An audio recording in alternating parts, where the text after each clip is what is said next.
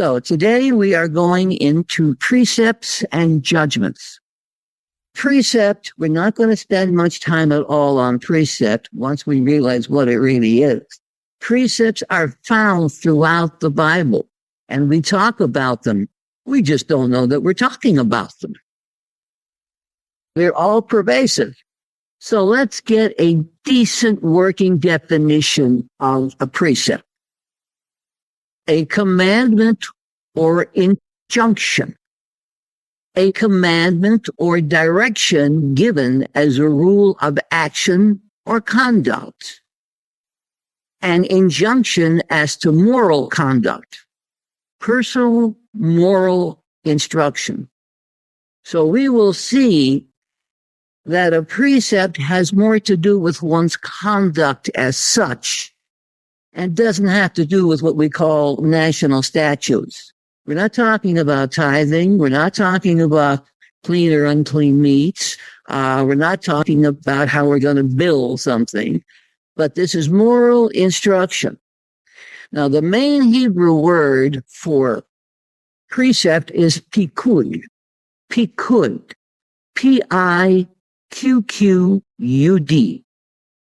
And it means mandate from God for the law and commandment, moral restraint. That's very important. Moral restraint. We'll see that. There's another word for precept, which is sam. And that's more of a command. And we'll see that they can be actually interchangeable, believe it or not. So let's just look at 2 or 3 instances of where precept can be found. 21 times to my counting in Psalm 119 alone. But that's where the bulk of them are. You can find them here and there in Jeremiah. You can also find them in Isaiah 28 and Psalm 19. So let's look at 2 or 3 of them. And what we're going to find is they don't really tell you what they are. We have to know that. So let's look at Psalm 19. Psalm 19 and verse 8. The precepts of the Lord are right, rejoicing the heart. Okay.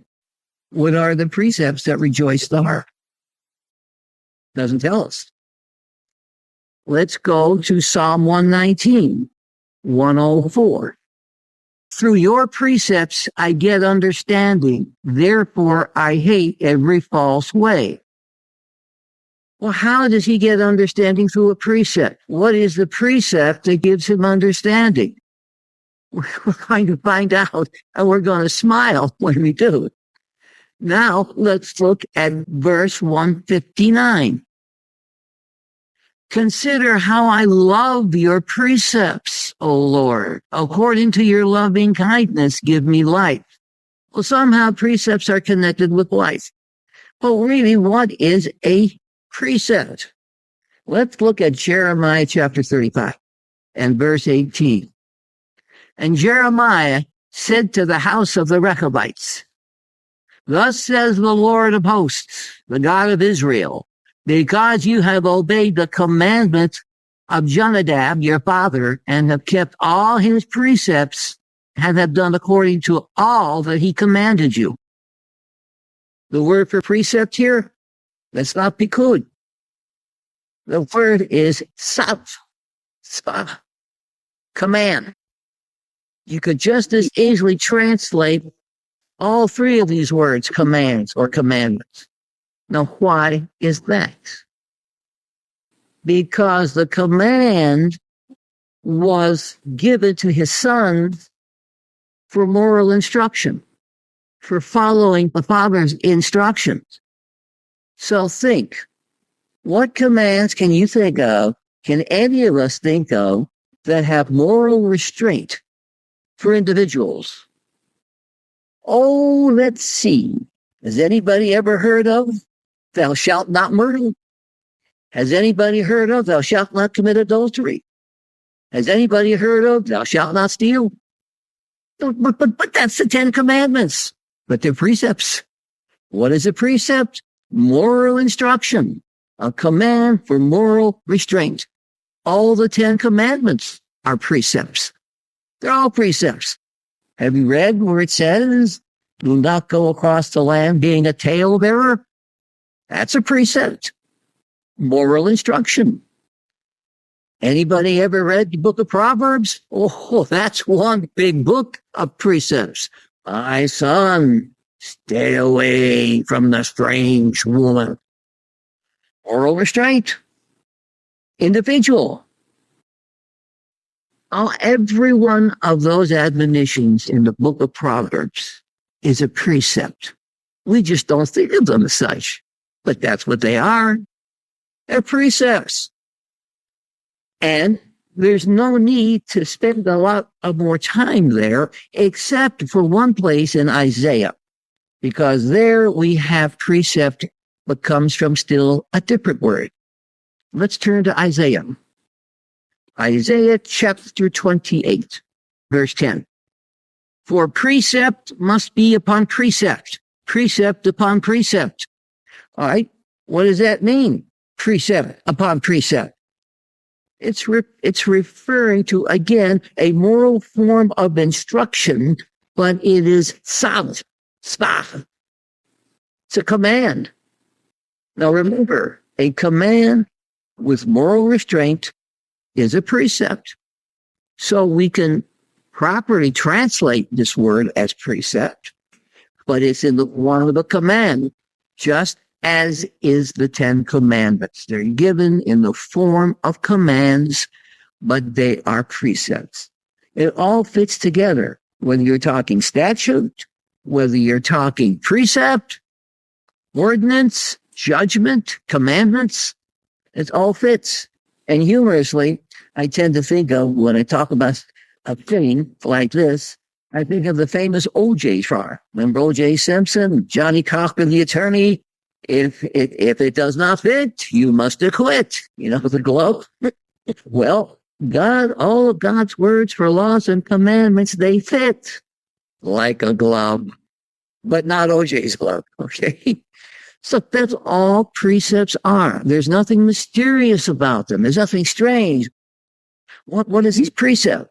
It's just an admonition. It's a law. It's a command urging moral restraint, moral conduct, what you should do, what you should not do.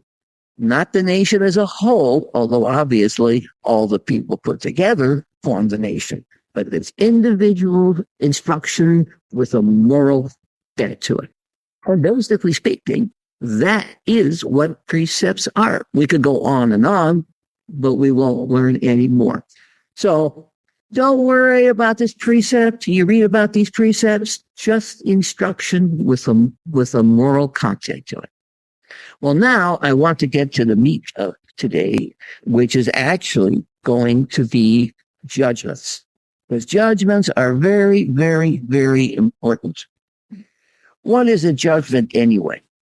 Well, judgments are verdicts or decisions rendered by a court of law or a court official or some other official, like in the days of ancient Israel, the king. Sometimes other people can render a decision. A family decision can be rendered, and that is mishpat. Mishpat. M-I-S-H-P-A-T, a judgment.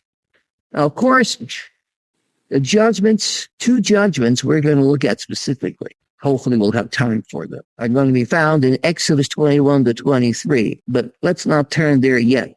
Let's look at the first time we have an example of a judge. Exodus 18.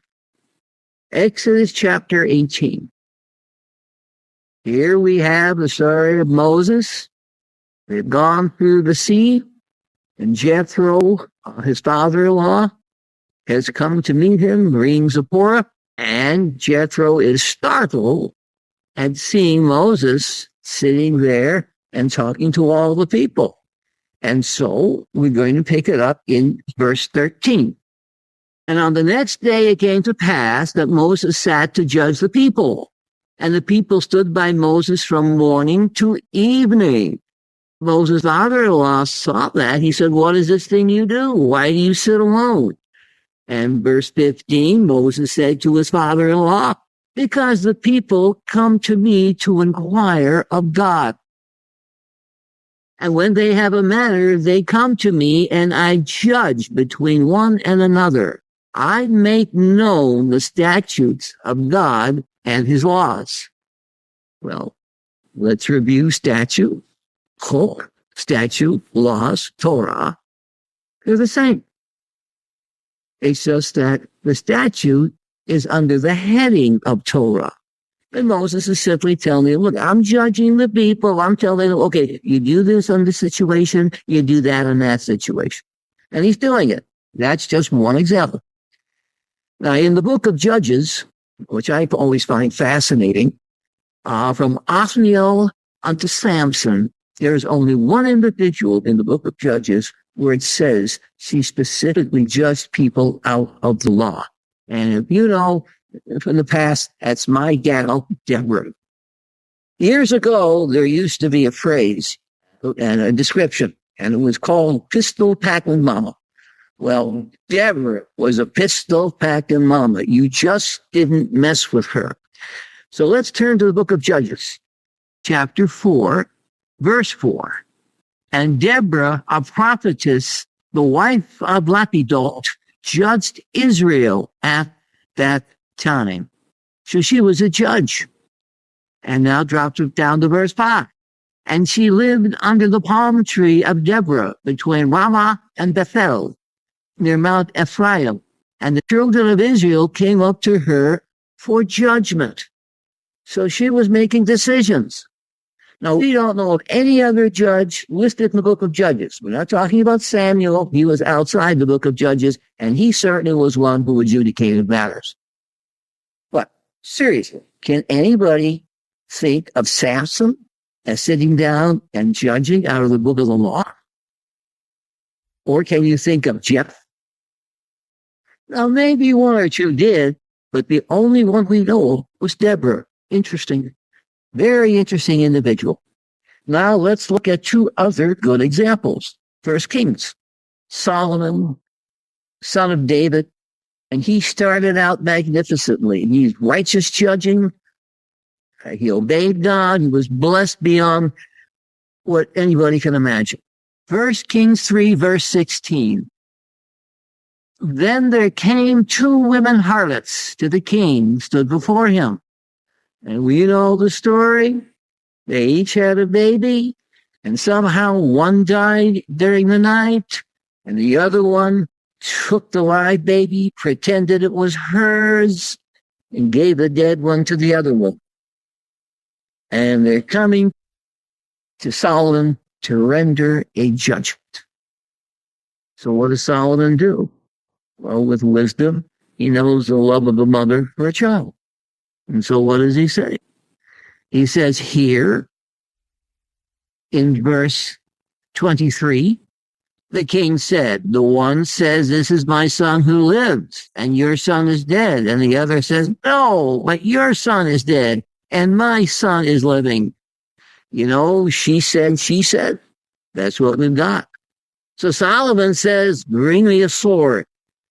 He says, cut the baby in two, divide it. Give half to one and half to the other. But the mother, the real mother, said, oh no, please, Lord, don't. Let the child live. That was the tip-off to Solomon. Then the king answered and said, give her the child, and in no way kill it. She is the mother of it. And verse 28 is what we're interested in. And all Israel heard of the judgment which the king had judged, and they feared the king, for they saw that the wisdom of God was in him to do judgment. So Solomon was a judge. He wasn't the court of law. He wasn't officially designated as judge, but he was the king. And as king, he had to make decisions, which are judgments. Now let's look quickly at a New Testament decision. In this case, we're going to look at the book of Acts. Acts chapter 15. And we're talking here about the Jerusalem conference. And we know the story. there, talking about Gentiles coming into the church, and do they need to become Jews to become Christians?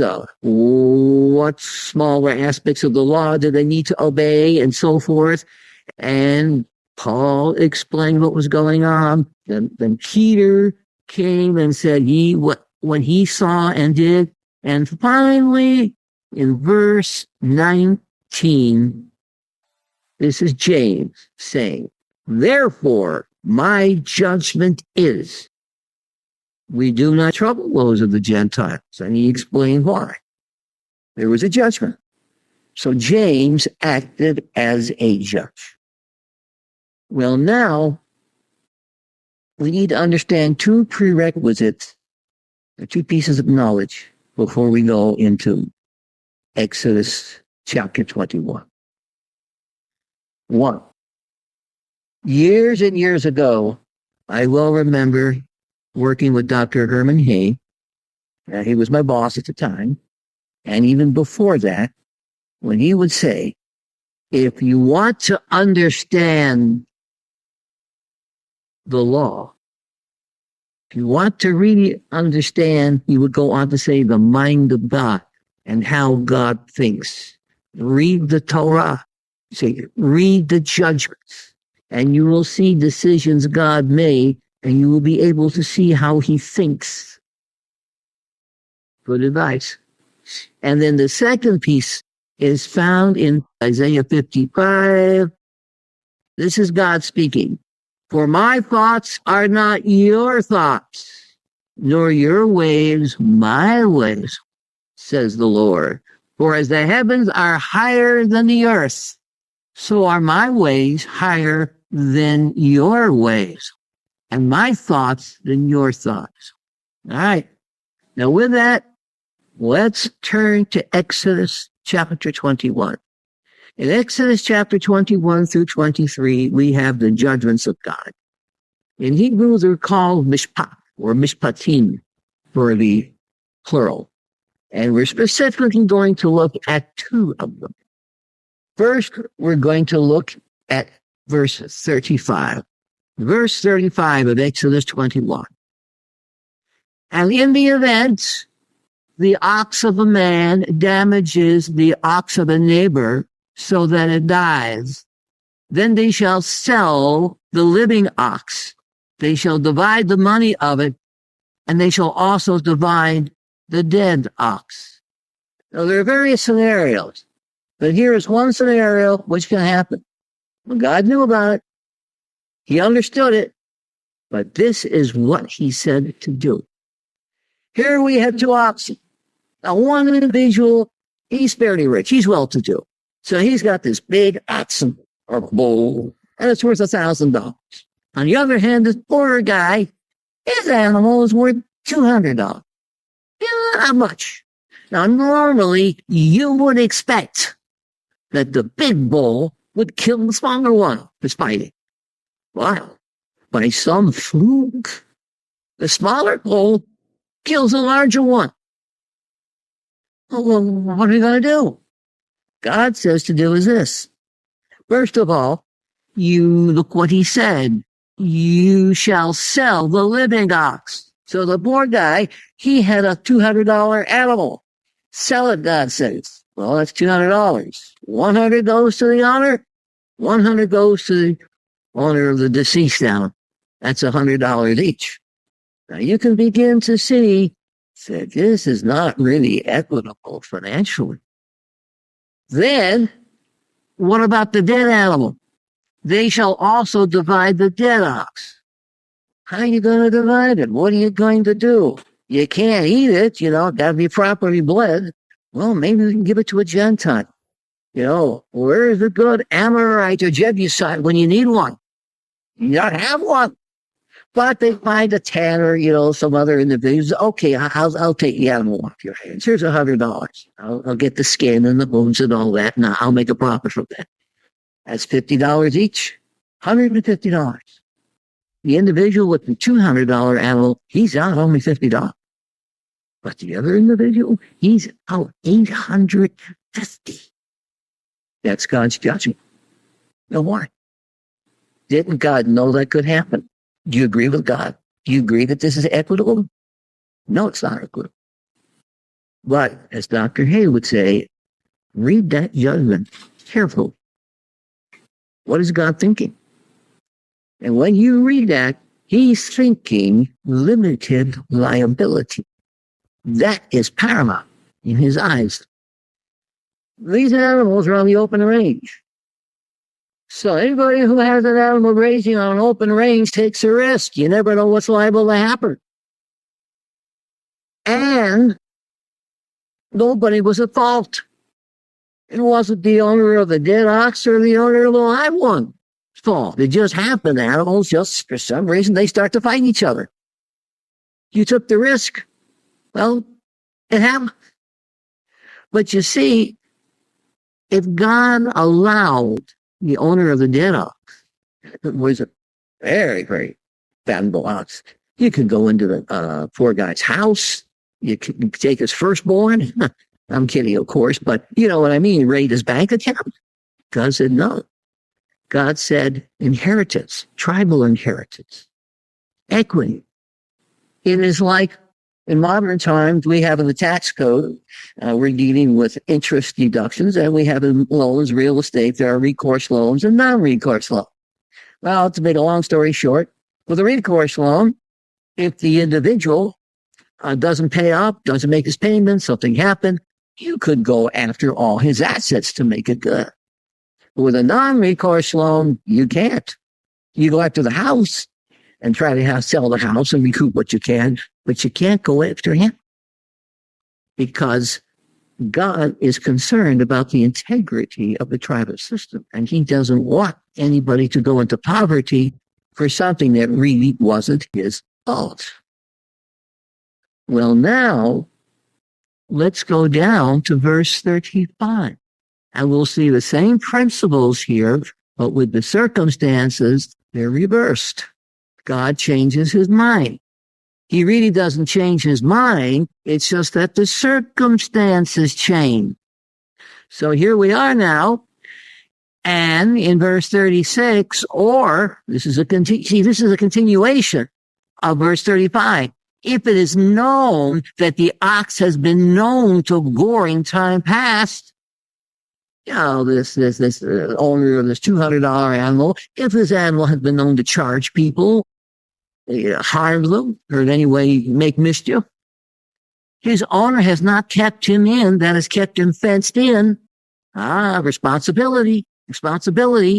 He shall surely pay ox for ox, and the dead ox shall be his own. So in this case, the oxen shall be his, the dead ox he keeps, but he has to make good to the owner of the dead ox. Well, wait a minute. Aren't you going to have the same problem? He's liable to come in and take his firstborn, raise his bank account. All of a sudden, that's not of primary importance to God, because now we have responsibility. In other places, God said, if you're digging a pit, you don't cover it, liable.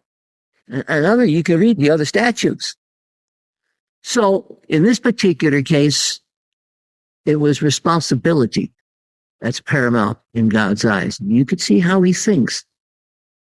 But even though with the second scenario, the owner of the dead ox can come in there and take whatever he wants and needs, maybe even force the other guy to sell his house, God still has an offset to that.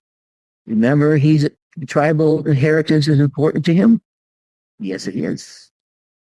But then we have what is known as everybody together, Jubilee.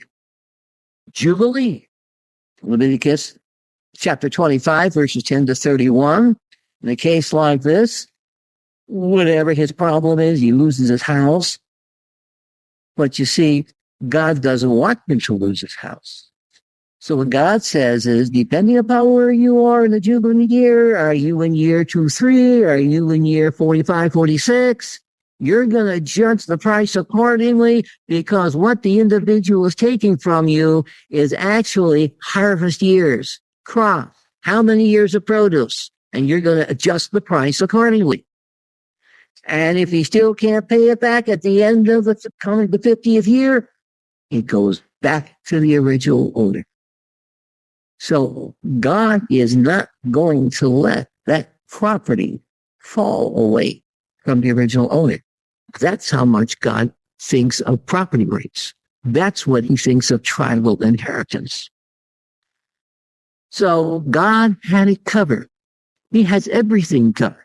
He really does. He's thought of everything. But you see, we need to read these judgments to see the mind of God. Remember, if this is important to God, it better be important to us. Because one day, if we're faithful and true and endure to the end, as Christ said in Matthew 24, that person will be saved. Hopefully that's all of us. We will be elevated to the God family. And how are we going to make judgments? How are we going to decide? By what we find in the book. The book is still going to be there. It may not be in paper form, as we know it, but those principles, those decisions are going to be there. And so we need the mind of God. Let us take another look at what God thinks of property rights and inheritance rights. In this particular case, let us go to the book of Numbers 27. Numbers chapter 27. Their father died. They were sisters, daughters, but they couldn't inherit. And they said, Moses, this isn't fair. We should have a right to inherit. And Moses thought, I don't know. We'll go to God. Moses didn't have a crystal ball, but he did have a pipeline to God. Okay, so he knew to the tent of meeting or whatever it is, he went to God to find out. And God told him what to do. So here we are, chapter 27.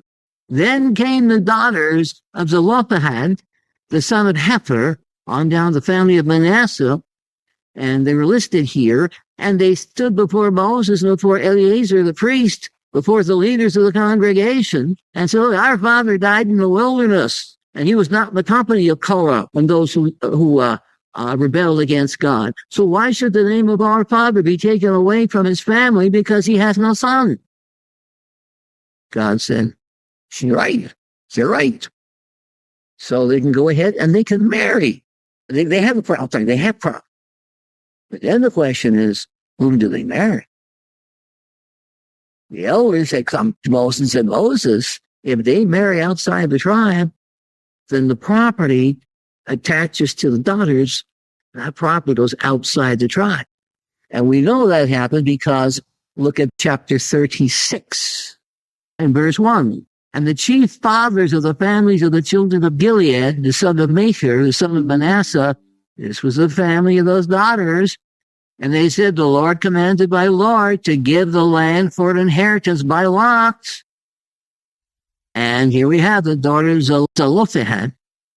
And if they are married to any of the sons of the tribes of the children of Israel, then shall their inheritance be taken away from the tribe.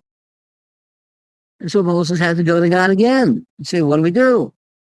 And God said, all right, here is the judgment, the decision. They can marry whomsoever they choose, but the property stays within the tribe. The property attaches to the descendants. It does not attach to the daughters. If the daughters marry within the tribe, wonderful.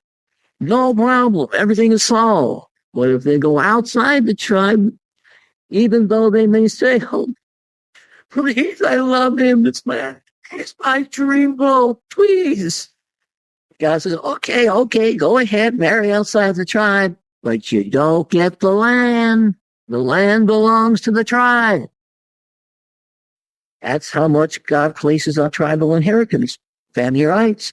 So God had that covered, that the daughters can marry outside the tribe, but they can't take the land with them, because that's inheritance. And God wanted those tribes intact.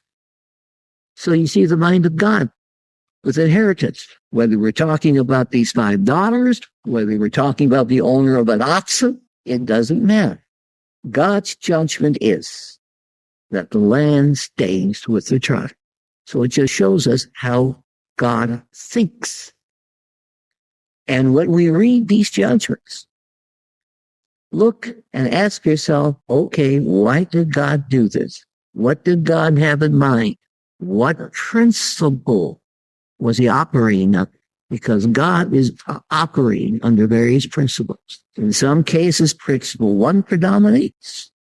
In another case, principle 2 predominates. But these are judgments rendered by God himself, and he expects all his people to render judgments accordingly. One day, who knows what judgments we will have to make, and they need to be based on the principles that he established in what we call Torah. In this case, judgments that are made based on Torah. So let us appreciate these judgments and let us study them and gain more understanding into the mind of God, how he thinks.